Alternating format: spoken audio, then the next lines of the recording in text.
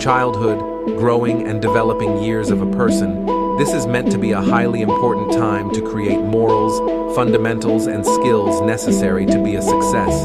Instead, the trauma CPS creates in these young minds set a path of disaster, and statistics prove it. In nearly 90% of their cases, the trauma is unnecessary.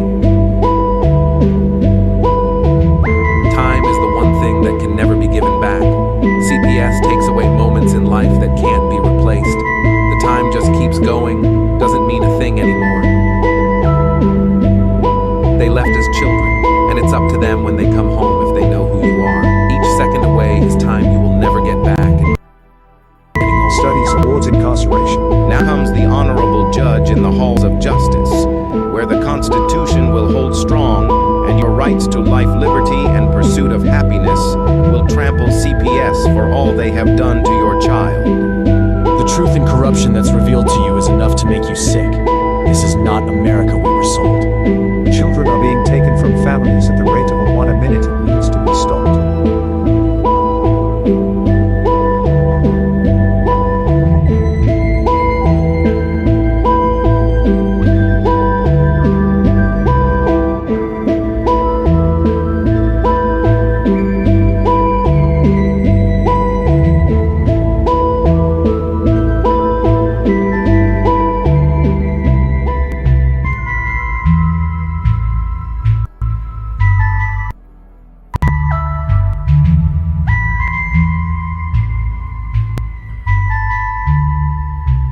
It's time to wake up and abolish CPS.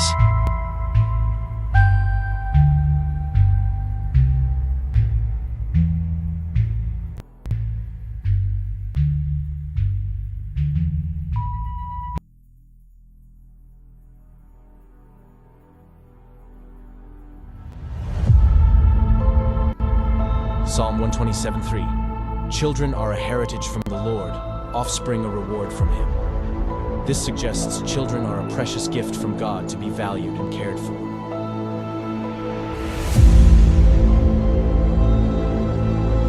In the United States, a child a minute is taken into DHS, CPS, and so on custody. The reality is their picks are already selected, you just don't know it. Being perfect no longer matters. It's what the adopting families are looking for.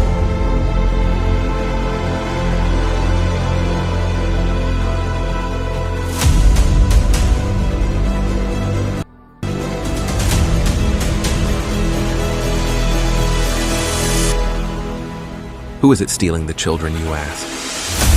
From caseworker to White House, the buck stops at all levels, just not where it is supposed to be. The services your family needs, we the people have paid for to ensure your reunification. Title 4 says, reunify at all costs. United, we stand means nothing to us when it comes to family values.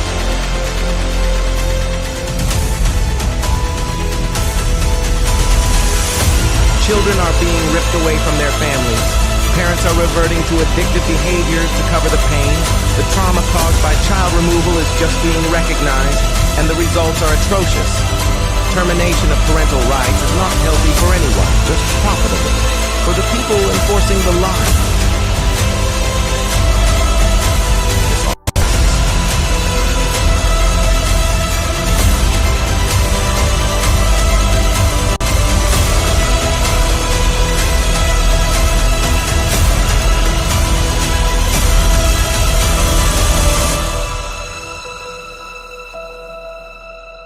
It's time Washington listens to the cries of our children, the wails of their mothers, and the rage growing in the fathers. These are our children. Keep your damn hands off them. We are coming to act on the behalf of the children we gave us to protect, and you kidnapped.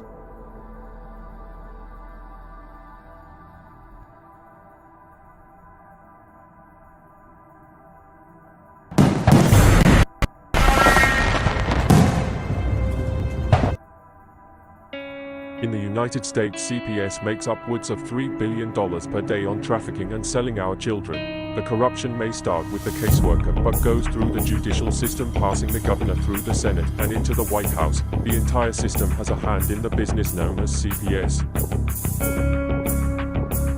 Our children are stolen every minute of a 24-hour day. They are being robbed of their innocence, their trust, their happiness. As parents, we are isolated and betrayed by a government we trust. States are balancing budgets on kids' lives. Only 12% of the kids taken will be reunified. Title IV funding is being riveted with fraud.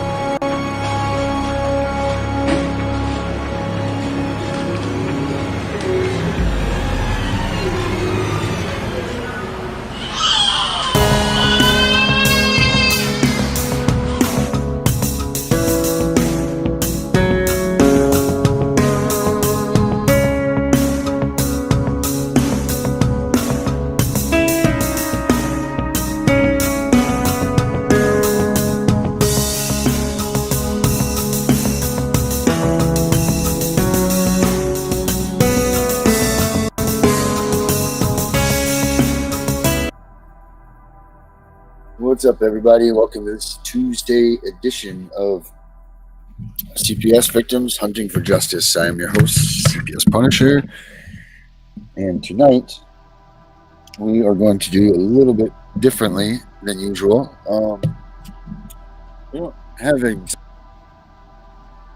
We don't exactly have a guest lined up right now, so what we were just thinking is, why don't we do a recap of everything that we've talked about over these past couple of months, and let's get some inside feedback from you guys in our chat right here.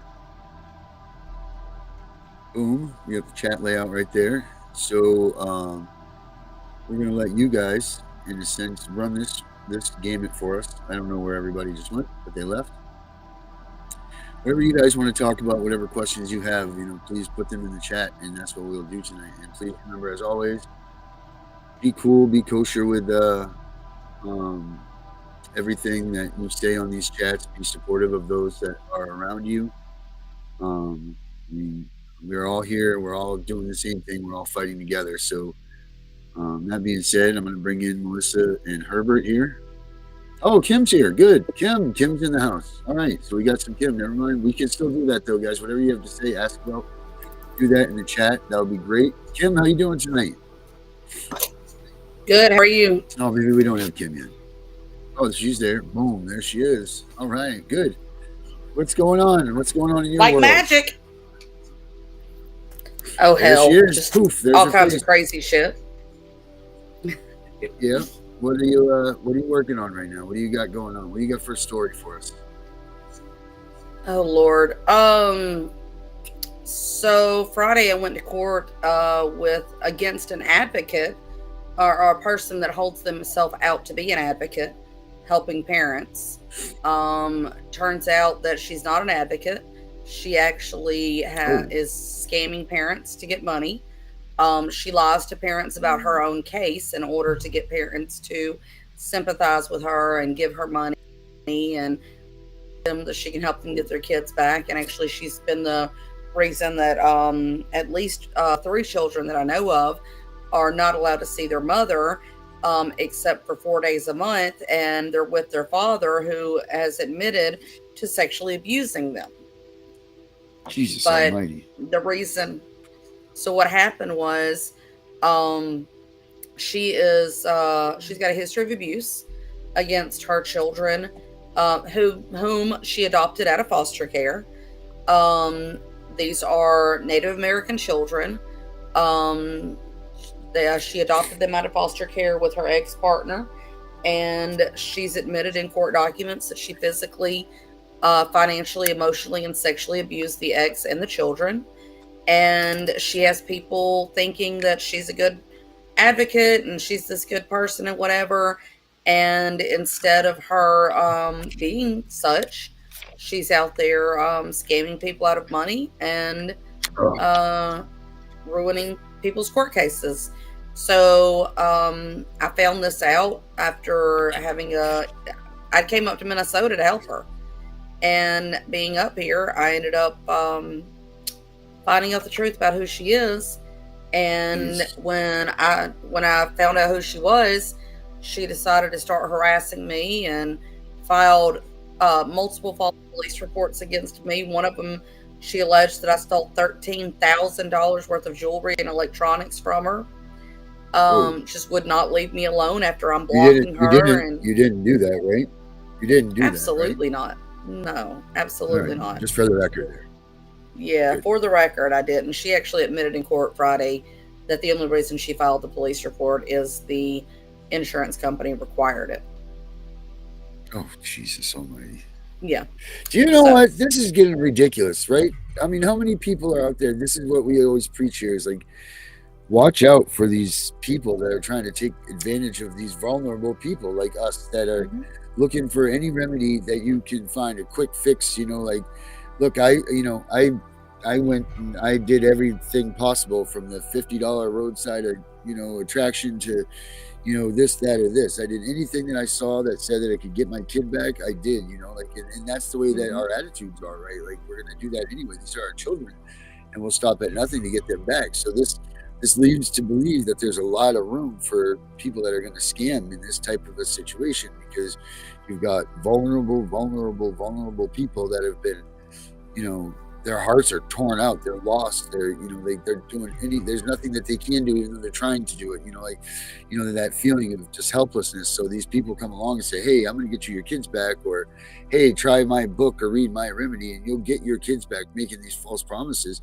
It's disgusting. And I think that there needs to be some kind of a oversight, looking at that, like a wall of shame or something. Anybody that's out there that's watching our show or whatever, go to theabolishcps.com and there's a wall of shame there.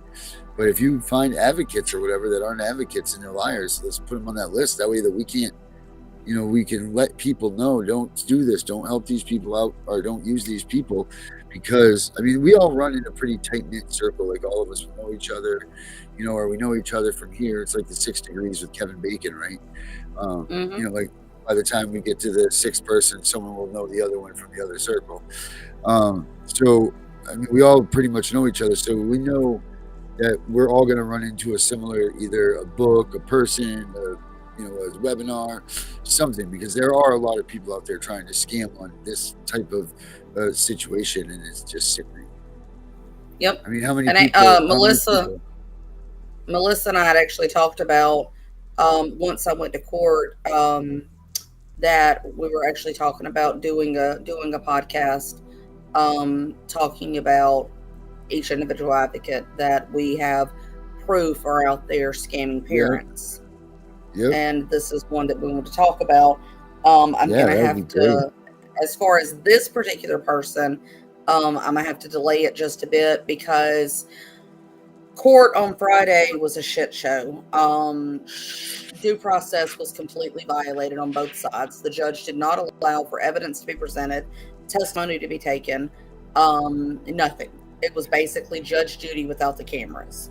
And so wait a minute. Let's go back. What was this hearing specifically about? It was a harassment restraining order against the advocate that I'm talking about.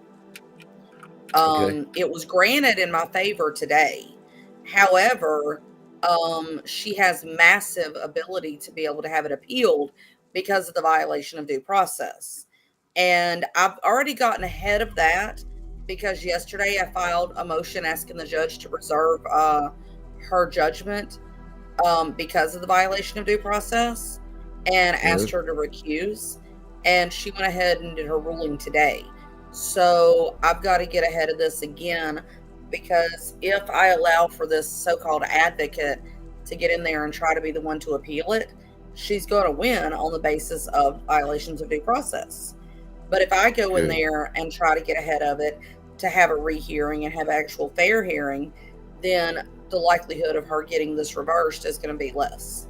So I've got to get in there and get that taken care of, so she can't.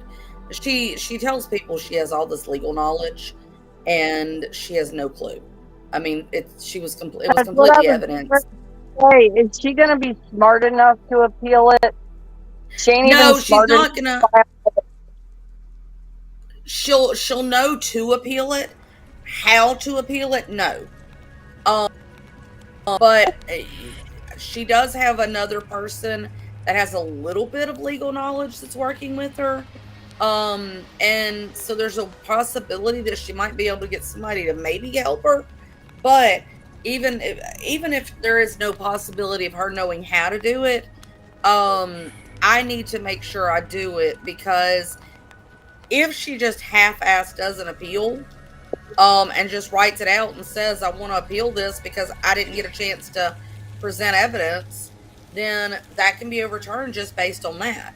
So I want to go in and do it from my point of view and say, look, due process was violated on both sides, and have them throw the judgment out pending a rehearing instead of reversing the judgment.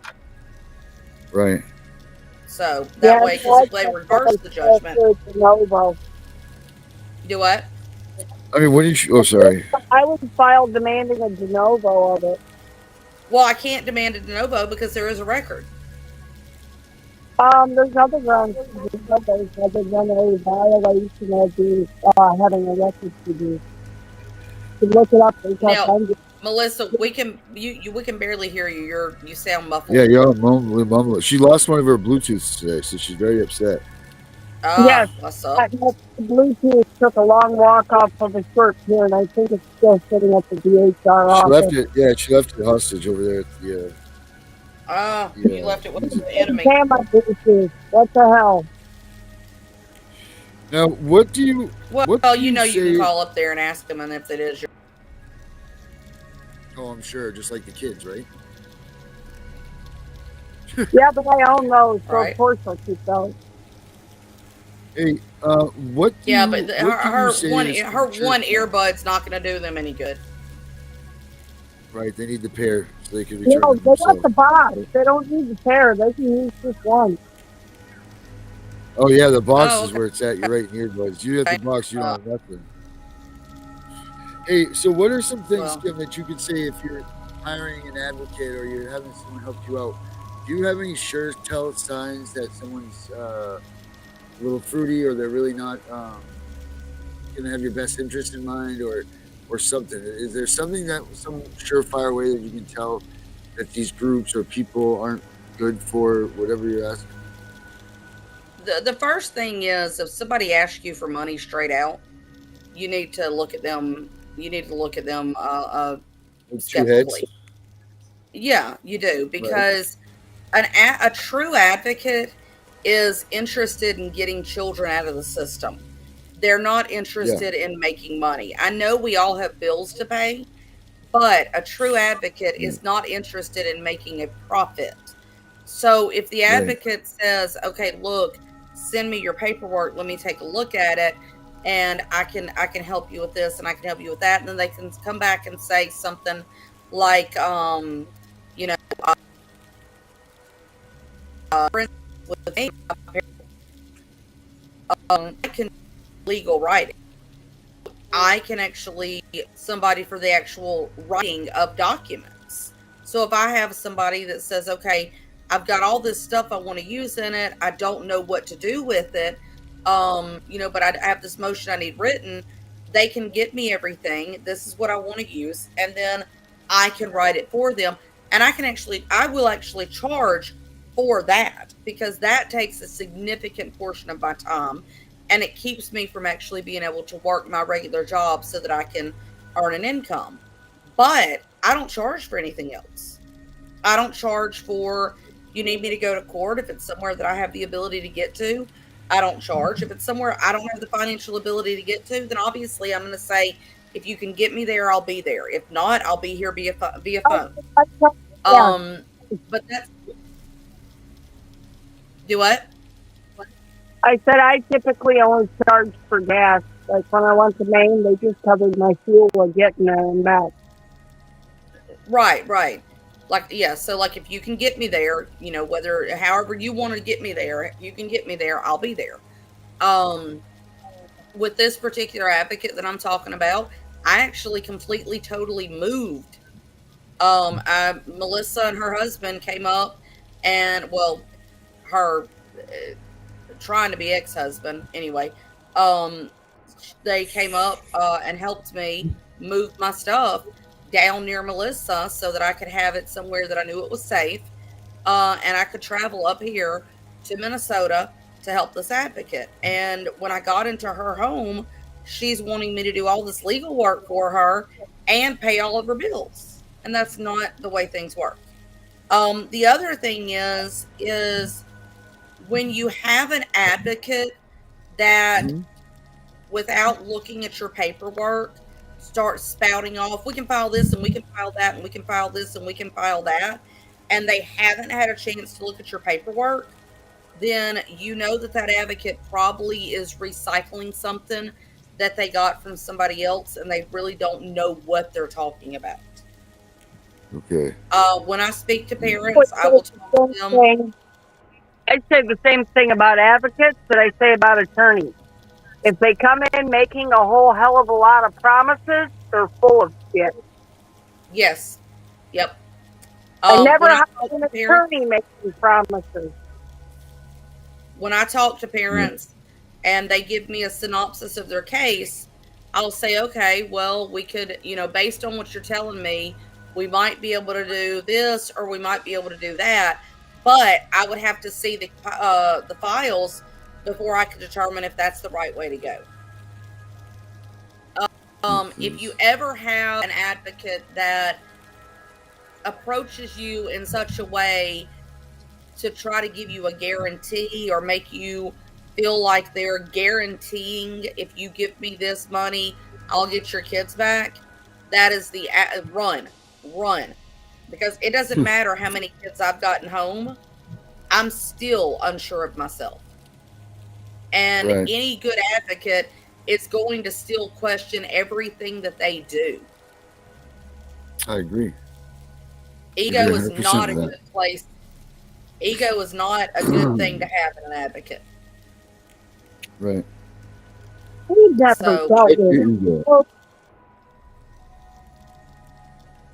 The other thing is, if the advocate is somebody that you can't find at least a year or more of social media presence as an advocate, then be wary of them. Because there's a lot of people that are coming out of the good woodwork who just got their kids removed, a month ago, and they're jumping on this whole bandwagon of sovereign law. They think they know what they're doing, and they really don't. And they are going to end up screwing up your case. So you want to make sure that whoever you're asking to help you, that they have a history that you can verify online that this person has helped others, that they've been doing this for a while. Right. That's a great idea right there. That just made some things pump in my head. I don't know if that made any of you guys out there thinking about it, but in the chats, you guys have any other information that you have that we could, I know Kim's probably not done because Kim always has good things to say, but any of you guys out there that are watching this, please let us know if you have any ideas about how to spot out these funky advocates, the ones that are out there just to scam you guys. If you happen to know any advocates that are out there that have scammed you guys, please feel free to possibly fall into your keyboard and write their names so that we can all know that, make sure we don't do these things. However, I do want you to make sure that you're not falsely accusing or just saying these things out of hurt and rage. So please be very accurate with what you're posting. And just so you guys know too, we aren't lawyers here, as you've gathered. We're not giving you legal advice. Anything that we do tell you guys, you should definitely look up to on your own and make sure that what we're saying is right. That all being said, if you guys would like to put something down in this chat that would tell us some sort of tricks of weeding out advocates, please let us know. Or if you have a story about an advocate that has ruined your case, please let us know. But and then again, like I said, here's the chat, people, right over. Let me switch spots with Melissa so I can be closer to it. Melissa, I'm switching with you. Oh, so go over to there we go. Okay, so right here, right there's the chat. So you guys can go right in there and type away And please do that. Ask us some questions. We'll get you answers that we can. My favorite colors. My lucky number is 7. And out let's of talk about it. Pennsylvania that I have her name in the text message. I'll have to go back and review it. But I don't know if you, Darren, recall the case where I told you where the judge told her she better have some pubic hair for drug testing. Yes. Okay, well, she ended up paying this woman who called herself an advocate $125, $150. And the woman did absolutely nothing. And like she told me, she says, Melissa, she says, I spoke to you 3 times on the phone. You gave me the best advice I had with my entire case. Thanks to you, I've been able to get my judicial complaint done. And I hired this advocate, and they did nothing for me except take my money. And I don't have money like that. She says, I wish I would have gave it to you because the help you gave me was priceless. Okay. Carrie, to answer your question, she's asking, how did you become an advocate? Did you just go out on your own or with an organization? So for myself personally, I became an advocate around the end of 2019. And what I did was I started seeing where my CPS case was going and how nobody was helping me. And I couldn't find anybody out there that had any answers. Not in any of the CPS groups. No attorneys would give me any answers, or they would give me just half-ass answers. And I never understood, everything that I needed to understand to get what was going on with my case. Started doing a ton of and in this ton of research, I basically have put myself through law school. I've been told by multiple attorneys that I've got the equivalent of a 30-year law student education that I've garnered on my own. And in making mistakes and learning how to do things with my own case, I learned how to help others.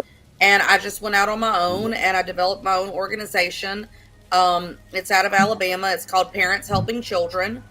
And I just started helping everybody that I could.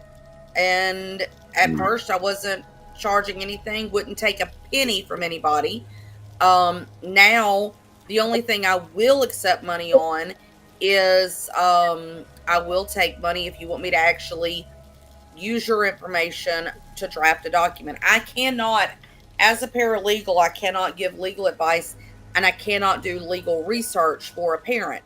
However, I can take the information you provide me that you want me to use and I can write it up for you. So that's what I will charge for, is the actual writing skills. But that's that I do. Melissa's been an advocate for about 1.5 years now, and Melissa just got sick of seeing the crap going on with her case. In 2009, I used to do it way back then, and then I kind of got away from it for a while because I was dealing with sterile problems. So, right. This just threw my ass back into it, and that's been 2.5 years now. Right. And it was just something that, we basically became advocates out of necessity. And none of with the specific organization that we help, although we do have affiliations with organizations. Affiliate. Yes, those people do. Hey, Kim, what is it that you guys charge? How much does an advocate get? For me, as an advocate itself, I don't charge anything. For the writing, it's $15 an hour. 15? 15, yes. 15. One hour of work can buy me a cup of coffee at Starbucks. Wow, that people. I would start having her write as many affidavits at least just to start with that price. Holy smokes, Kim. That's amazing that you're able to do that for these people, because that's a lot of work. That's a lot of time, and you can get a lot of work done in an hour. So kudos for you for being able to hold those prices. I mean, So, Kim, me and Darren have been kind of working on something. We want to attack the Title IV system. The recent funding, the adoption incentives, and we want to find ways to out the extortion. Okay. And Darren actually put together a letter, and Connie told us that parts of Title IV have expired in a way that it is false charging by the department to still claim for the funds, because the funds ran out. It expired September of last year. Connie found that out while she was in Washington. It was actually Sarah was there too. Sarah from North Carolina. She had all of them. Yep. Sarah was actually my mentor. She's actually the one that taught me a lot of the stuff I know and how to really get in and be an advocate. Yeah, she's been going with Connie out to Washington. Yep, but she's done that for years. She anyway, so she was talking about the fact that essentially it's fraud on the behalf of the departments to still file the claim for the money. Then we're looking at how to essentially weaponize that argument for the arguments of trying to get the children home. Well, I mean, I guess that the first thing that's going to have to be done is going to have to be able to prove that, and the way that you're going to be able to prove that is you're going to have to get documentation from the departments to show that the child is under Title IV-E. There is documentation. I mean, each department's going to have different documentation, but there is going to be documentation that is going to show, Title IV-E assigned. The child's assigned as a Title IV-E case. So the first thing that's going to have to be done is to be able to get that. And if that shows that Title IV-E is still being claimed, then that should be pretty easy to prove RICO and fraud. What Connie had said is first got to file at DOJ, and then you have to file false claim. And I was actually talking to Yancey about it earlier.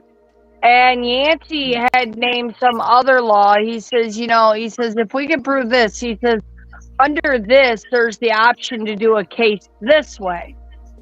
So that's something I'll get to talk to him more about tomorrow.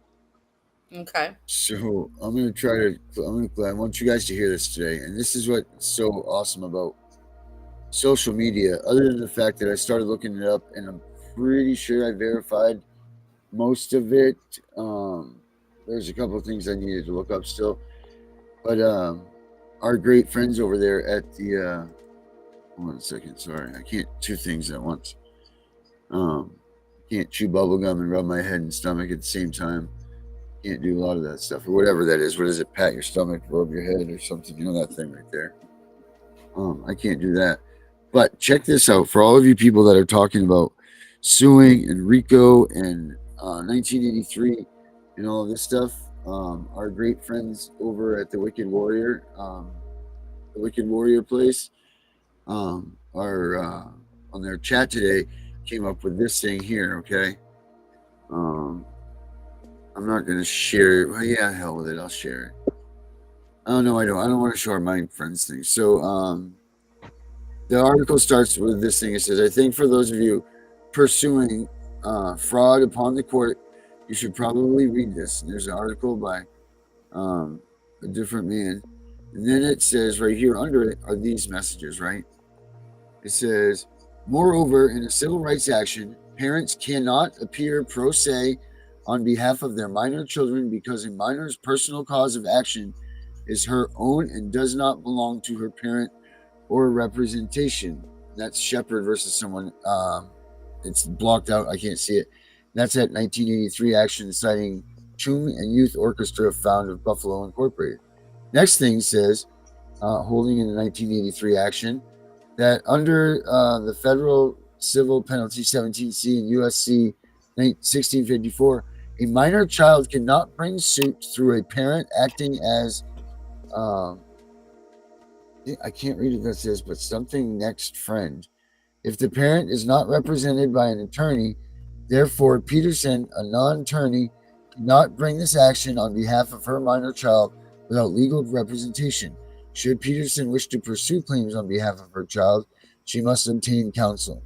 So these are two case laws that they're using against people trying to attempt to do pro se stuff, I guess, against them. But then there's also this. This one here is the one where I'm like, boy, that's a real, the first one I'm kind of like, but this one here is a real stab.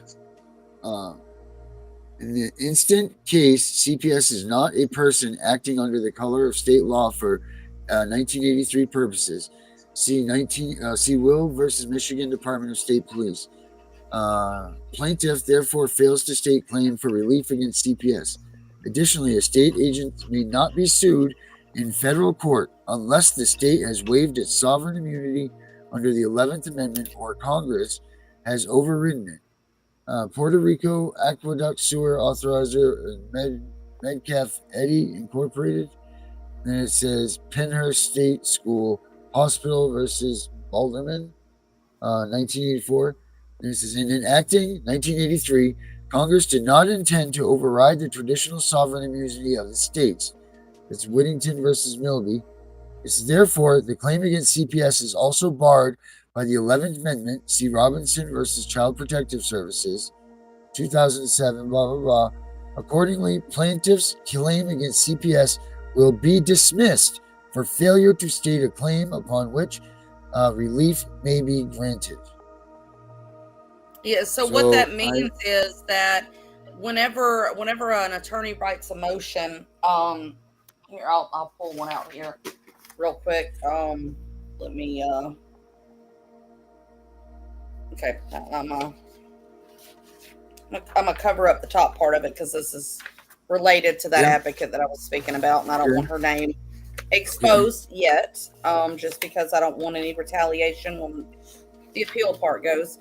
So this is just the first page of a motion. I'm asking for the, stating my position, stating what's happened. This is the history. So at the end of it, I'm asking the judge the way you're asking for relief. It's what do I want the judge to order?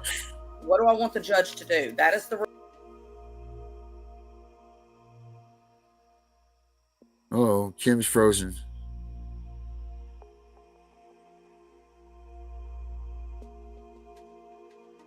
Kim.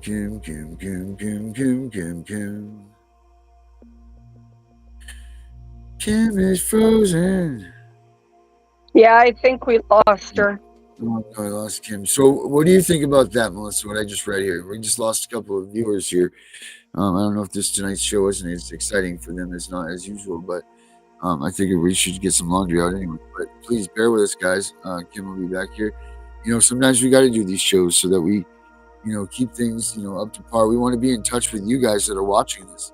So if you're irritated and you don't think that this is good, make sure you tell us in the chat what is good, what's not good. If you guys don't like it, we'll do less of it. If you want more of something, we will do more. But you got to put that information in the chat so that we have answers to answer your question. Honestly, I think what people should be putting in the chat is things that they would like to see of advocates. What things do they think that advocates should do more of?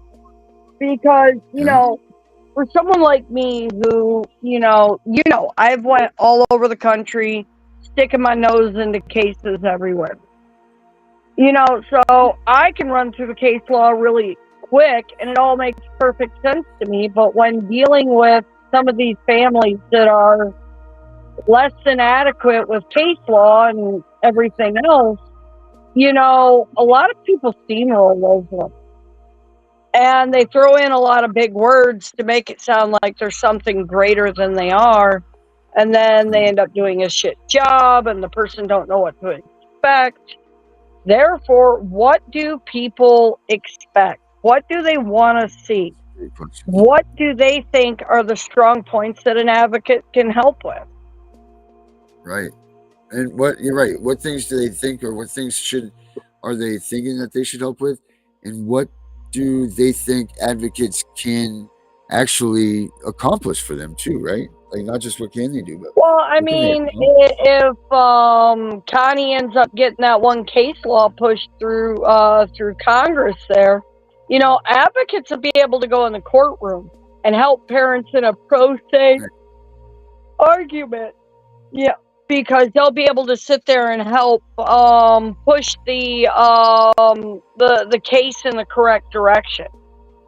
Now, when I was up in Maine with the family up there, they allowed me to go ahead and do that. You know, because Maine just don't have enough attorneys. On the other hand, I damn sure ain't going to walk into a Tennessee court as an advocate and be able to open my mouth.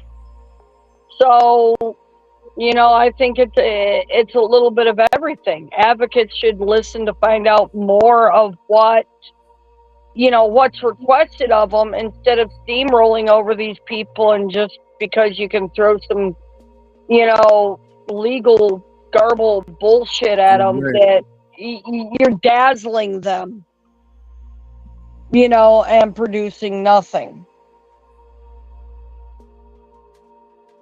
And you always trust but verify. That's my biggest policy. Trust but verify.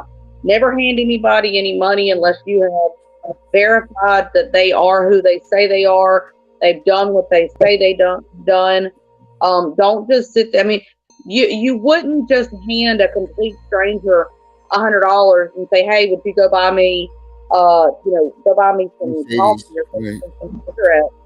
Why would you hand somebody $100, complete stranger, that you haven't verified, and say, "Give it my kids back for"? You know, I will say though, on that note, Kim, the lady, her name's Kim too, that I helped out in Maine. She didn't know me from Adam. She just knew me from the show. And I told her, I said, you know, I can't offer you a huge repertoire, but I can offer you the promise that you cover the fuel. I'll be there and I will make waves. And by God, I went there and I damn sure made waves. And a very important motion that I filed that the judge has never responded to,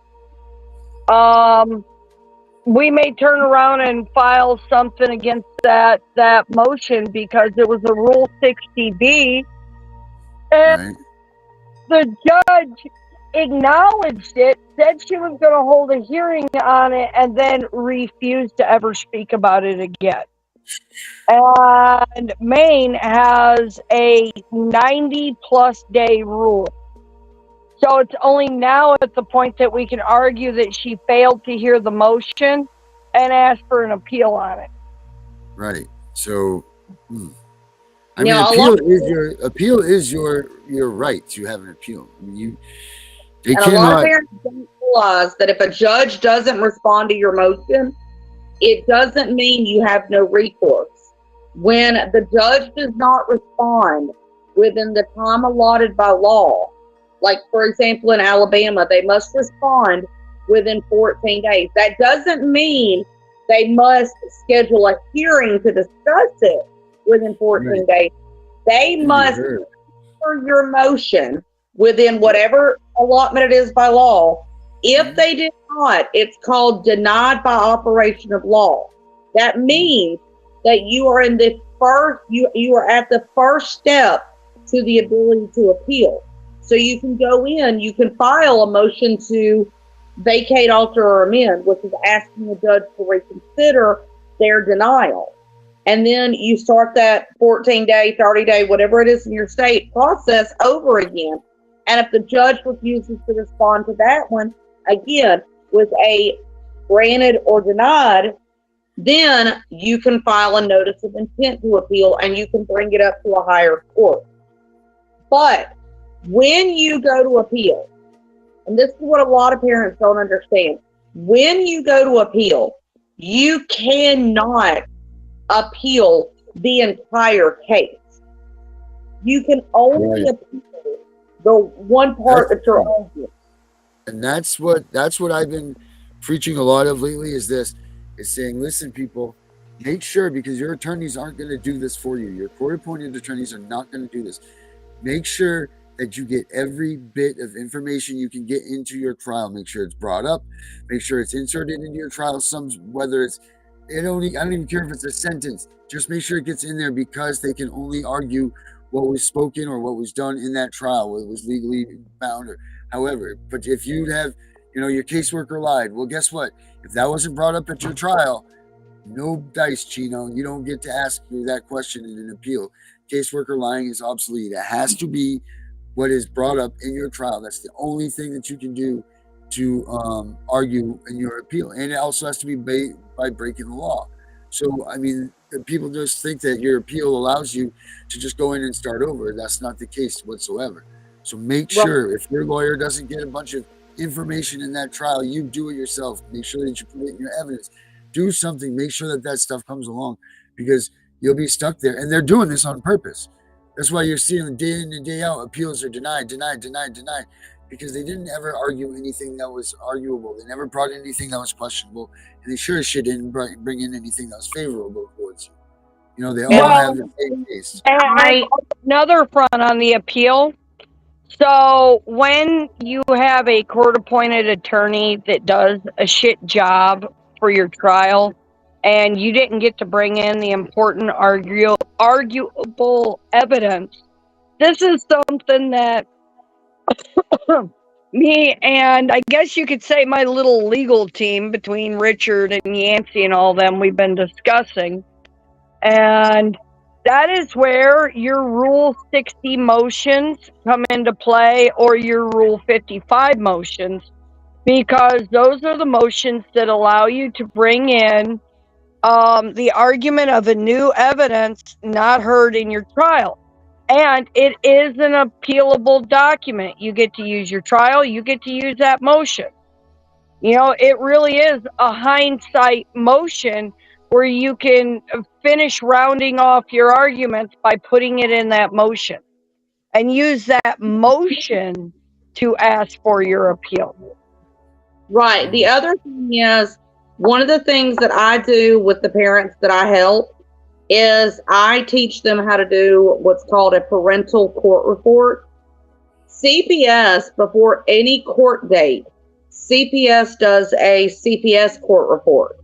And basically what this is CPS writing up a document where they're saying, this is everything that has happened since the last time we were before the judge. We want to make sure that all of this is on the record. In this, you can also submit evidence. If you have documents, let's say that, every time you've gone in and you had your monthly meeting, or every 6-month meeting, in Alabama, it's called an ISP. I'm not sure what it is in every other state, but it's the meeting CPS where they say, we want you to do this service or that service or what have you. Whenever you have those meetings, when you sit there and say, okay, I've done parenting classes twice. I've passed every drug test. I've got my house the way you want it. I've got this. I've done everything you've asked me to do. And then CPS goes in and tells the judge, well, they're not cooperating. They won't do what we asked them to do. So you have proof that you have done it, but the judge won't let you speak to say this. You can make sure that it's on the record. And even though the judge won't hear it, it's on the record, and you can use that as part of your appeal when you put it in your parental court report. Right. Now, do you recommend people writing as many affidavits as possible too? For their affidavits are a little bit tricky because an affidavit is usually considered hearsay. So it's generally something that you want to try to do more of a parental court report as opposed to an affidavit. You could write it write an affidavit and title it something a little different. But I still would recommend, even though they can be considered hearsay, if you've got people that can vouch to your ability to be a good parent, to the fact that CPS is taking your children for no reason, they're lying about you, go ahead and admit those as part of your parental court report. They're not going to be looked at as evidence because they are considered hearsay. But when the appeals court sees your case, and what they do is read what's in the document. They read what's in the case file. They don't listen to argument. 98% of cases on appeal do not have oral arguments. They only have a review of the record. There's one saying in law: if it's not in writing, it did not happen. So you always want to make sure that everything you do, you want to try to make sure you get it on the record. Submit it as part of a parental court report. I have a parental court report that I've got worked with my mentor Sarah that we created for parents, and I will be more than happy to share that with any parent that wants to get in touch with me. I can get you a copy of it. Just message me on Facebook with your email address, and I can shoot you a copy over. Very cool. Hey, did you hear our letter that we had? Did you hear the letter that we had? No, she doesn't. All right, so check this out. Well, I'll read it to you here. All right, so this is the letter that we have to get people going on reading. So this is sent out to anybody, any of you out there, if you want this. It's abolishcps.com at Gmail. But any of you that are out there, you want the copy, I'm begging you to get the copy of this. And you can send this to your senators, your congressmen, your police officers, your nurses, school teachers, your favorite pet. I don't care. Anyone that can get something done, send it to them. But it is. Hold on 1 second here. Wrong one. Let's see. Carrie, no, you cannot appeal each and every decision or judgment of the judge. There are only certain things that are appealable, and that depends on your specific specific state as to what items are appealable. So if you have questions as far as something specific being appealable, you can't appeal. Let's say the court orders, let's say you're in a family court case as opposed to a CPS case, and the court orders your ex-husband to let you have the children every weekend instead of every other weekend like he wants to. And you try to get the judge to hold him in contempt. You don't get to appeal that judge refusing to hold him in contempt. You would have to go in and file a writ of mandamus to have the higher court order your judge to act within the law and hold your ex in a contempt of court. So no, not everything can be appealed. All right. So this, fire. I'm sorry. I thought I had it here.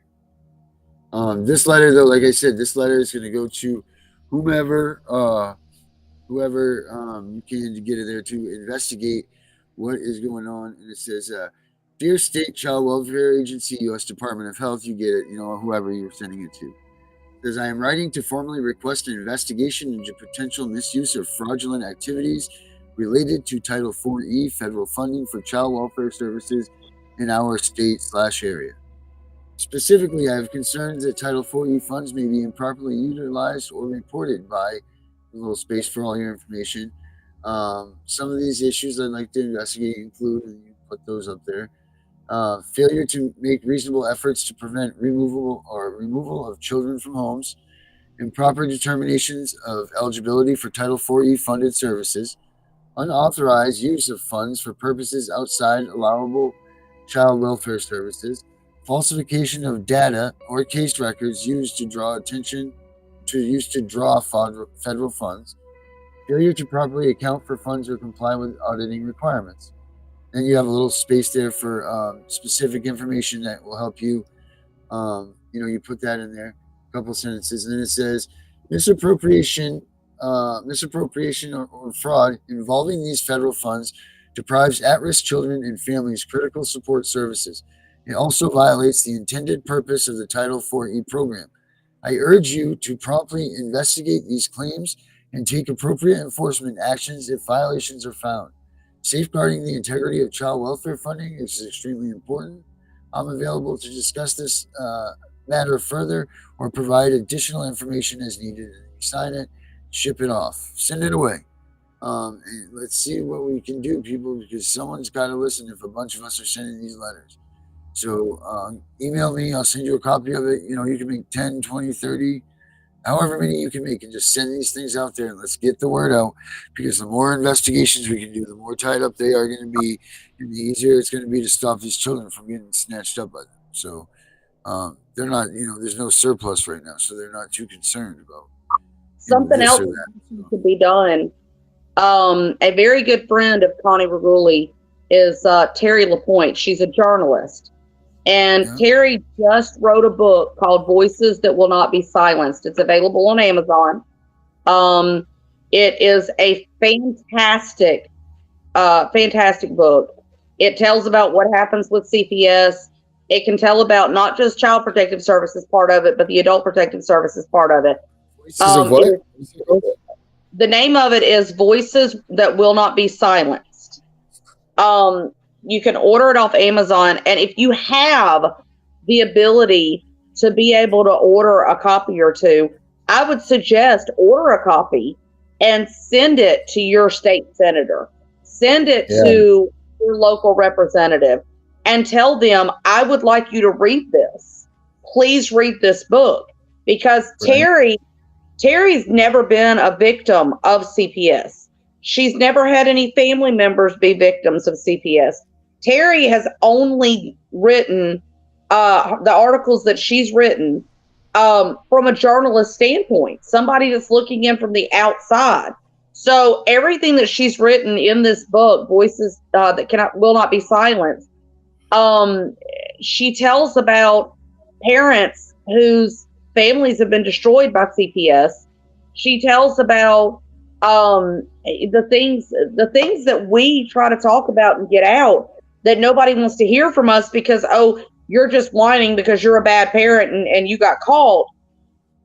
She tells the story with her having looked up and researched everything and verified that everything that these parents are saying is true, that they're not just whining, blubbering victims, that really did do something wrong and really don't deserve to have their kids. So if you have the financial ability to be able to order a copy of the book, I think it's $19.99, order it and have it sent to your state representatives, to your senator. We need to get these things in every state house so that people can see it. People can have access to this book and read what's really going on. Yep. That's so important too. Make sure that you educate yourselves before you go out and you start thinking. Don't go on what other people you just say to you. Please, please, please don't do that. Make sure that you look up every bit of information that you're told, even the things that we're telling you. Make sure that you guys look this stuff up. It's very important. That way, number one, you know what knowledge you're spreading. And number two, you know that the knowledge you're spreading is accurate. You don't want to be responsible for someone going to court saying the wrong thing, the wrong place, wrong time, and then now they've lost their kids. And to have that guilt on you, you're already in a bad enough spot. You don't need to have that. So please, people, make sure that always you guys check your facts with us. And then there's that. But this is the book. So if anybody's looking, this is the book. It's Terry LaPointe, TerriLapoint. You get it on Amazon. You can ship it wherever you want it to be shipped. Terry is a very good friend of mine. She's a very good friend of Connie Reguli's. And Connie, I believe, wrote I think she wrote the foreword on the book. I'd have to double check. But Connie wrote something for the book for Terry. And it would be a wonderful tool to be able to help get people to really see what really truly is going on. Agreed. The other thing that we thought about, Carrie, about becoming an advocate, one of the things that I found is that when I told people my story, I had people turn away from me. They looked at me negatively, and you're just a bad parent that's whining because you lost your kids. So Right. I started telling people my story. What I did was I told them that it was my best friend's story, or it was somebody else's story. And I said, this is why I became an advocate, because I watched this person have these things happen. And when I told them my story, but letting it be somebody else's, everybody listened. They wanted to know more. They asked me questions. They were flabbergasted and appalled that these things were happening. And that's one of the things that I found has been the biggest tool for me in being not just an advocate, but being a voice for other parents, and being an activist, is to be able to find a way to get people to hear you. And sometimes you might have to just kind of, cut corners just a tad bit, like I have in my case, that it's somebody else's story, to be able to get people to listen. Oh. Right. There was something I was looking up here. I don't know if I can find it here. Hold on a second.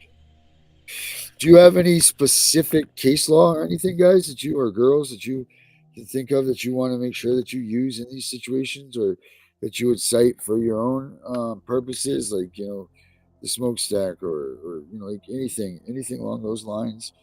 Like any sort of versus Granville is one of the biggest case law, and what is that Troxel versus Granville. Oh yeah. Obviously, yeah.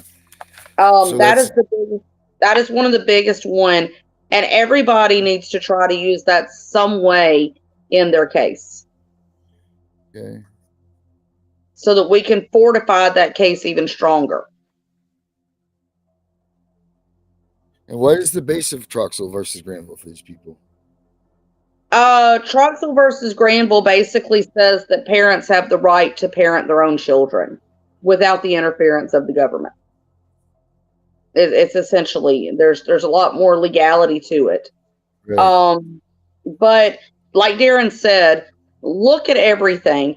When you see a case, a show like this, or any other CPS show, when you have these people up there talking and they start talking about cases, or they start talking about doing this or doing that or doing the other, take notes. Take notes on every one of these things. This is what I did when I first started. Take notes on every single bit of what you're hearing. And then when you're done with watching that podcast, or watching whatever it is, or listening to whatever it is, go and look that up and see if the Social Security Act of 1935, which states that the government cannot use parents' mental health as an excuse to be able to remove their children. Yeah. See if that's true. See if what I just told you is true. Verify that there is that somewhere. And then find out whether or not that applies to your case. Did CPS take your kids because they say that you have mental illness? Did they try to use your psychological evaluation against you to say that you're not a fit parent because of a psychological evaluation? And if they did, right, use that. They did, okay. And that matters as to the psychological evaluation. What about substance abuse evaluation? Is that the same type system, or is there something different there? The Social Security Act of 1935 doesn't differentiate between mental health and substance abuse. Okay. We do have several states that actually consider substance abuse as a separate mental health issue. Arkansas, for example, actually considers that a mental health issue.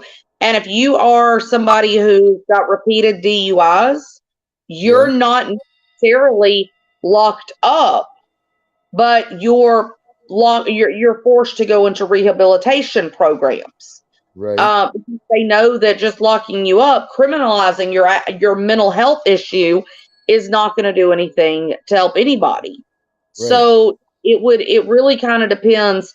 Social Security Act really, I think it really looks at more things such as low IQ, that referred to as mental retardation,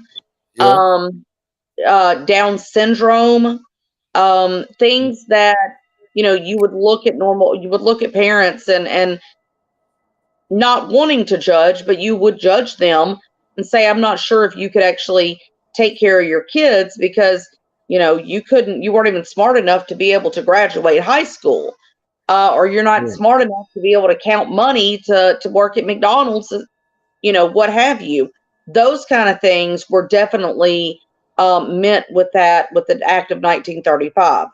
Now, we do have a lot of case law that has used the Act of 1935 and has kind of built upon it, but it's more mental health, that there's the ability to control it with medication, and faulting a parent because they are on medication for that. I've seen parents that have very well controlled bipolar disorder lose their children because CPS says, well, you got bipolar disorder, you can't possibly be a good parent. As a matter of fact, that's not true.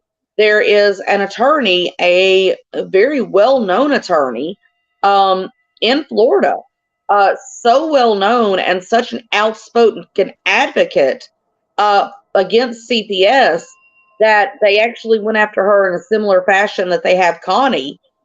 She's bipolar. And she is one of the smartest people I know. Her children, she's got 3 gorgeous children, very intelligent, very well-mannered. The woman's loaded. She's bipolar. She is bipolar, but she is well medicated. There's no reason she should have her kids taken, but parents are looked at negatively because you are on medication. Right. That's the thing. That's right. Absolutely. And like, those are not reasons to give a TPR to you. That's not a reason to separate you from your child because you're medicated. Right. That is not a reason at all. Substance abuse is not a reason. Like, there's a abundance of issues that they're trying to pin on us as parents that are not actual imminent danger situations, that they're trying to false us out into thinking that they are, and that we need to abide by these people. But lo and behold, we watch a couple of movies and or documentaries, and you're going to find very quickly that there's been some anyway. And imminent danger, unfortunately, we don't have a legal definition. We don't have we don't have a narrow enough legal definition. Imminent danger is very much subjective. So while one person may think that your child is in severe danger because you left your 5-week-old in the baby bed while you walked out to the mailbox, somebody might say your child was in imminent danger because of that, while another parent's looking at them, rolling their eyes, going, "Are you serious?" Right. So it's not a big deal. We do it all the time. Right. Yep. Are you serious? So, well, that was good. I'm just moving this here so I can get back and see you guys here. What about this upcoming election, Kim? Who do you like? Who do you see? Who do you? What kind of information do you have for that? Well, obviously we don't want Biden back in office.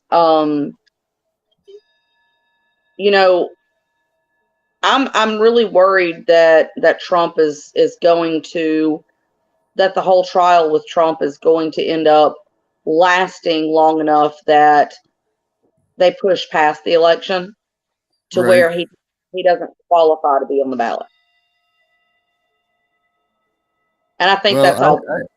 I think that at the end of this, we're going to be fine with him. I don't want to get into that rigmarole because that just causes hate and discontent. But I do believe that God will work and this election will work its way out too. I mean, we all just need to show the right people the support. You know what I mean?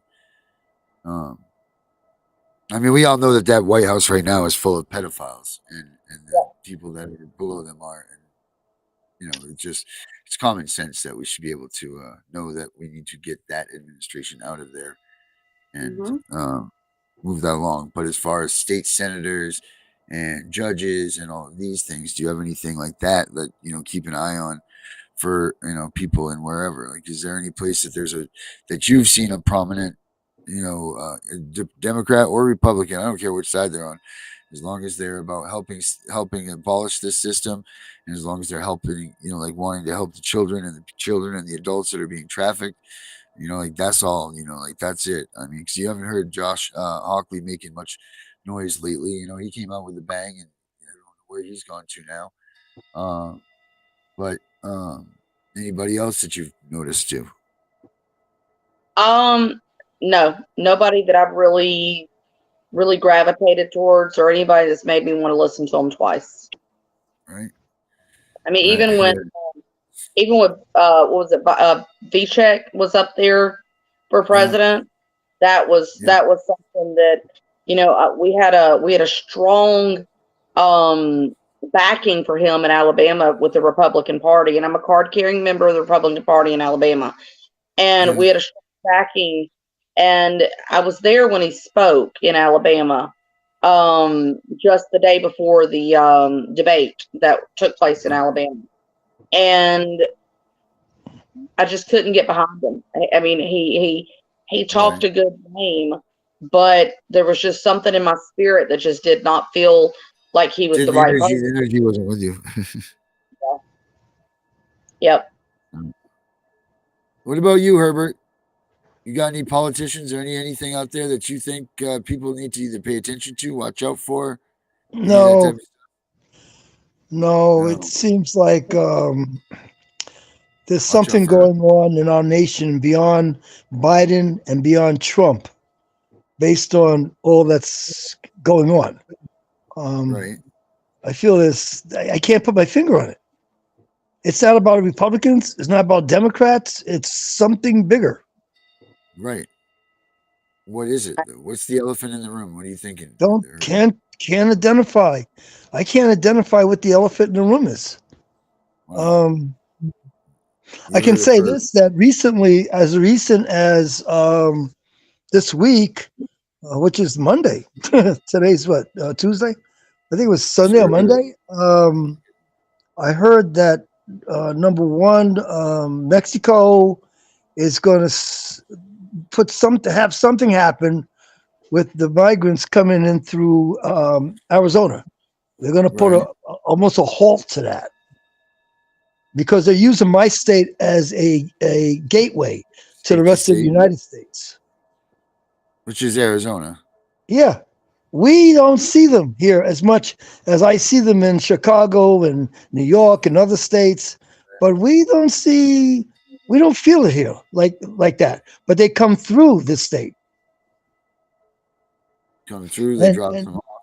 Sure. And I know that in Texas, they're trying to slow that down.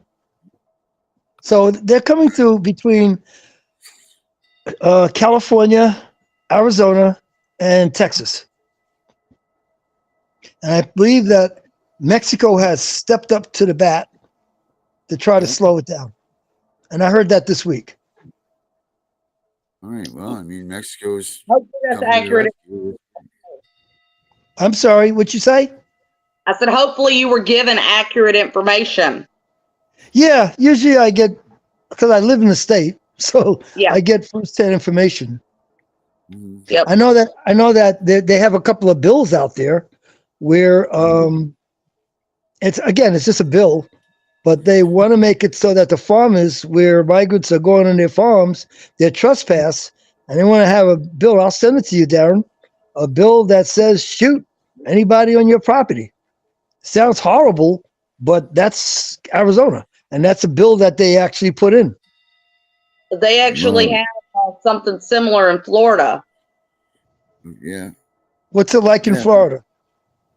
I'm not sure exactly what it is. I know that recently there was a homeowner actually shot somebody that was trespassing in Sarasota County, Florida, and the Sarasota County sheriff actually got on TV and was like, "Look, whoever did this, you're not in trouble. You know, we want to help you. Come talk to us because we want to put you through a handgun or a gun course so we can teach you how to shoot better. Because we would rather you shoot these fools than us have to waste our money coming out there chasing them." Okay. Well, here, I'll send Darren a bill. There's an actual bill that's going in that says farmers can shoot anybody on their property. So usually shooting somebody is in self-defense or if you're in fear of your life. Because Florida and Arizona has the same law of the castle doctrine, which you have the right to stand your grounds.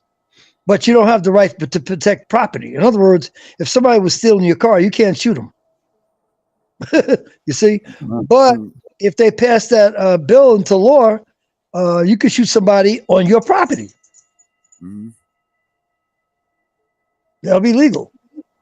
I mean, I think that if they really did some digging, I think we already have statutory law to support that. I mean, back in the days of Little House on the Prairie, that was exactly what you had the legal right to do. It's after the Declaration of Independence was signed. So if they had the legal right to do that back then that means that they would have had to have enacted statutory law to make it illegal to do it. So if there's no law that's made it illegal to do it, they don't know. Some legal research that needs to be done to show that it's already there. We just need to learn how to enforce it now. Well, Little House on the Prairie is gone, and it's not legal to shoot for property. That's why I said if somebody was stealing your car in your driveway, you cannot shoot them because it's property. You might hit them across the head with a baseball bat. You can slap them in the face with a golf club, but you can't shoot them. Right. But you got to do whatever you got to do in that situation too. Don't ever fall yourself short of a defensive situation. No, but if you feel like your life is in danger and you stand your grounds, you have the right to defend yourself. You have a right to shoot someone. In most states, Alabama, you don't. In Alabama, you can't? No, you cannot. Actually, in Alabama, I want to say it was 2018. There was a woman, her ex-boyfriend came into her house and held her hostage, held her and her children or child hostage, and raped her repeatedly, had her held hostage for like 36 hours. And she ended up having, I think it was her brother came in unexpectedly, and there was a distraction, and she ended up shooting the ex. And she was convicted of murder. Oh, wow. So Alabama doesn't have to stand your grounds then? Nope. Okay. All right. Well, it's just like New York. New York is the same way. If you have a legal gun, you're in your home, somebody breaks in your house, you're supposed to take your gun and yourself and go out the back door. You cannot confront the threat. Yep. So a lot of states, I know New York is like that. I think California is like that too. You have to leave the threat. You have to go away from the threat. But if you're trapped in a room on the 3rd floor and you can't get out, now you can squeeze the trigger. Yep. Yeah, it's quite messed up.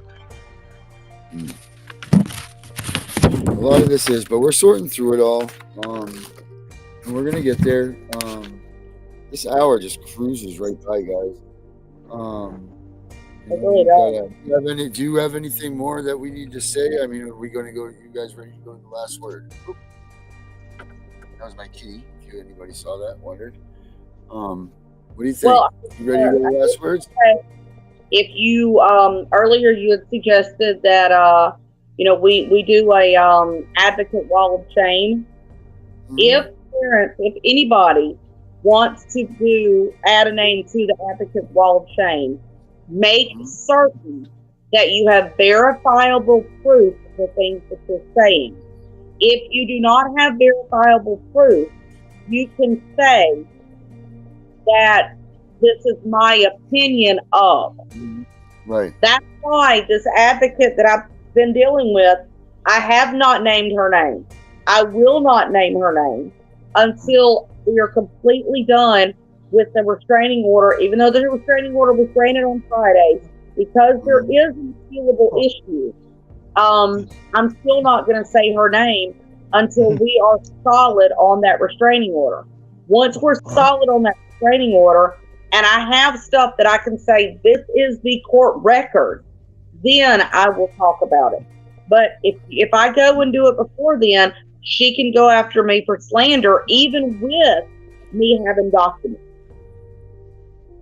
God, it's just so much technical stuff, like this is why it's important to study up and read on what what you're doing and how to do it and what, there's just so many components and people don't realize, they think that it's just, we're just whipping this together, but a lot of our hard work comes from extra time, and then studying this stuff and then extra time, like doing work and then studying this stuff. So it's hard to maintain that schedule. So just please, guys, be appreciative for everybody that, if you're watching this and you've gotten help from, one of these groups, my groups, or any of this stuff, please, send them $5 or $10 at least if you can, because there's a lot of us out there that are losing touch with our customer base because we can't pay for the ongoing things. So let's make sure that doesn't happen to at least us and the people that are on here. So if you guys can help us out in any way, there's a little thing right up here. If you know Kim, if you know Connie's, if you know Josie's funds, all that, go ahead and send it to here. There's a Fundly site set up on my abolishcps.com site that you can go there and do it manually over the phone, or you can go to PayPal, which is Fight CPS. Yeah, it's Fight CPS, I believe, on the PayPal. Never mind, don't worry about that one because I don't know that one for a fact. But you can do it on the abolishcps.com site, or you can do it to this Cash App, which is GFYJDG 2021. That being said, last words there, Miss Kim? If anybody needs any help, look me up on Facebook. The way that my name is spelled here is the way my Facebook name is spelled. Message me, and whatever I can do to help, I will certainly try. All right, thank you. Herbert, you're up, my man. Yeah, I'd like to tell you folks to keep your head on a swivel, and if you know you're involved with CPS issues and stuff, don't let people into your house without warrants, without court order anyway. Court order warrants. You have the right to not let them in unless they can show you reasons why they can come in. And don't be intimidated by a uniformed police officer with them, because they called the police to protect themselves, because they don't know if you're going to go off on them or what. So don't be intimidated by the uniform. But also remember that majority of the time, those cops are under the influence or under the mistaken assumption that CPS has the legal authority to take your children without a court order. they are not educated totally as to understand that they must have imminent danger or a court order. And even with imminent danger, they can only hold the children for 72 hours without a court order. So just because the cop comes does not mean they know what they're talking about. The best thing to do, what'll scare the crap out of CPS if they don't have a court order, is they knock on your door, you tell them that you will have your attorney call them, even if you don't have an attorney. Tell them you do. Tell them you will have your attorney call them, ask for their information. You will have your attorney get to them. 9 times out of 10, that is going to make them leave. All right. Perfect. I agree with you. Good job, Herbert. Melissa, last words, please.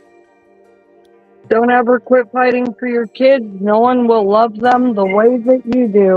And when you quit fighting and you give up all hope, then who the heck's there to defend the little person from the big, bad, evil people? Sure does.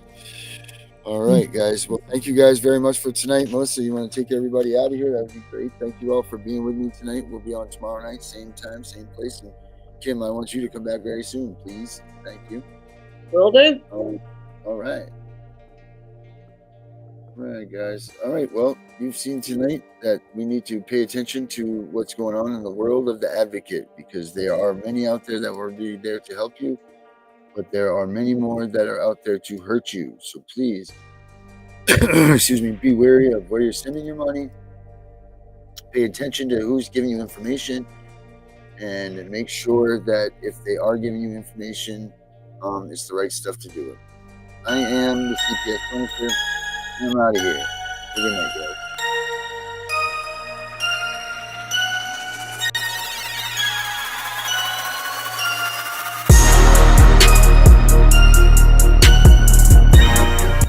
Hey, don't forget to like, subscribe, share, and tell them all about it. All those things that help us so that we can get out here.